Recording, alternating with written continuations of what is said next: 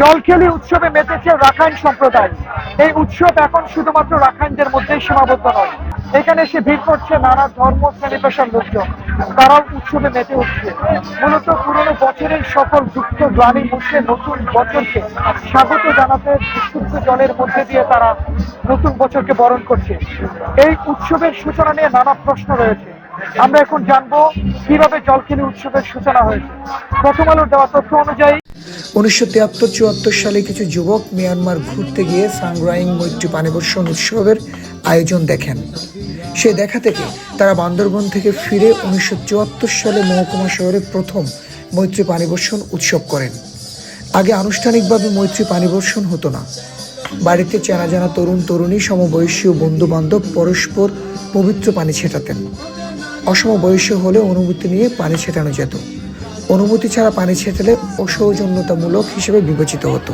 পানিকে মারমারা পবিত্র মনে করেন। মৈত্রী পানিবর্ষণের সঙ্গে ধর্মের যোগ বেশ স্পষ্ট। সাংগ্রাই উৎসবে বৌদ্ধমূর্তি স্নান অনুষ্ঠানের পর বৌদ্ধবিহারে অষ্টশীলধারী বয়স্ক ব্যক্তিদের ভক্তি শ্রদ্ধায় স্নান করানো হতো। তরুণ তরুণীরা প্রবীণদের স্নান করাতেন। বয়স্করা সামর্থ্য অনুযায়ী তাদের টাকা দিয়ে আশীর্বাদ করতেন। ওই টাকা এবং বাড়ি বাড়ি ঘুরে তোলা চাঁদার টাকা দিয়ে পিঠা তৈরি করতেন। 80-র দশকে সাংগ্রাই উৎসবের থিম সংটি প্রতিষ্ঠিত হয়।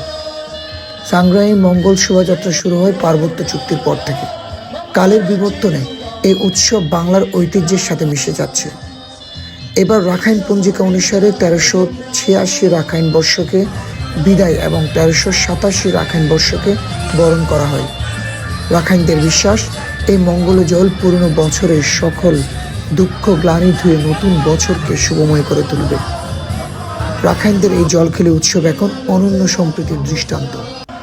Omar Faruk Hiru, Ocean Voice, Cox's Bazar.